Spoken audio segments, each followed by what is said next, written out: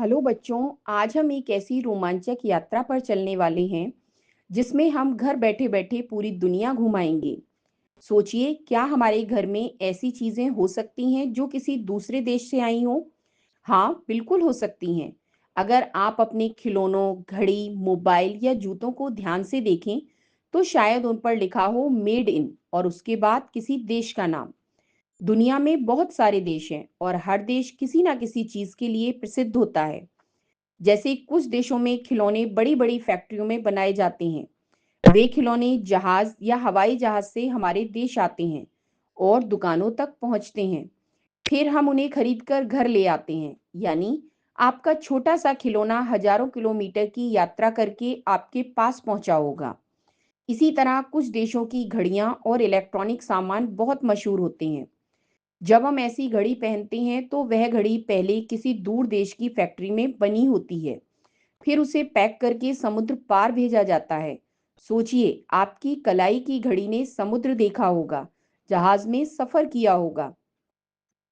खाने की चीजें भी कई बार दूसरे देशों से आती हैं।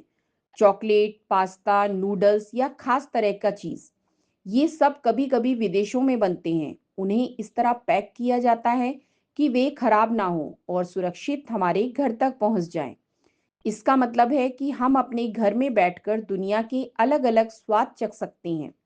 कपड़े और जूते भी कई बार दूसरे देशों में बनते हैं। वहाँ के लोग कपड़ा तैयार करते हैं, सिलाई करते हैं, पैक करते हैं और फिर माल हमारे देश भेजा जाता है।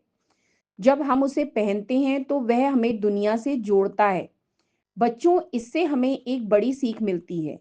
दुनिया के देश चीजें बनाते हैं, दूसरा देश उन्हें खरीदता है। इसे ही व्यापार कहते हैं। इस तरह पूरी दुनिया एक बड़े परिवार की तरह काम करती है। आज का एक छोटा सा काम, घर में कोई एक चीज उठाइए और देखिए उस पर किस देश का नाम लिखा है। फिर कल्पना कीजिए वह देश कैसा होगा, वहाँ के बच्चे कैसे रहते होंगे।